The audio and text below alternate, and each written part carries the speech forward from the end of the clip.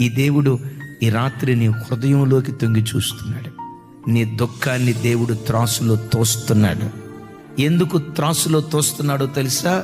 శ్రమ నొందిన ఏండ్ల కొలది సమృద్ధిని ఇవ్వటానికి దేవుడు తోస్తున్నాడు. నువ్వు శ్రమ నొందిన ఏండ్లు దేవుడు లెక్కిస్తాడు. కన్నీళ్లు కార్చిన ఏళ్ళు లెక్కిస్తాడు. దుఃఖపడిన ఏళ్ళు లెక్కిస్తాడు. నా బ్రతికేంటి ఎలా అయిపోయిందని రొమ్ము కొట్టుకుంటూ ఏడ్చిన దినాలు దేవుడు లెక్కిస్తాడు. నేల మీద నువ్వు కాచిన కన్నీటి చుక్కలు దేవుడు లెక్కిస్తాడు. మరి విశేషంగా ఎంత శ్రమను, ఎంత దుఃఖాన్ని అనుభవించావో నీ దుఃఖమంతా దేవుడు కొలుస్తాడు. నీ నిందను దేవుడు కొలుస్తాడు. ఎందుకో తెలుసా?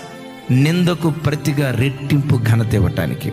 రెట్టింపు ఘనత ఇవ్వాలంటే ముందు నువ్వు ఎంత నింద పొందావో దేవుడు కొలవాలి కదా. అందుకనే ఈ రాత్రి వాక్యం వింటున్నా ఎలారా, నీ దుఃఖం వ్యర్థం కాదు, నీ కన్నీళ్ళు వ్యర్థం కాదు, నీ ప్రయాసం వ్యర్థం కాదు.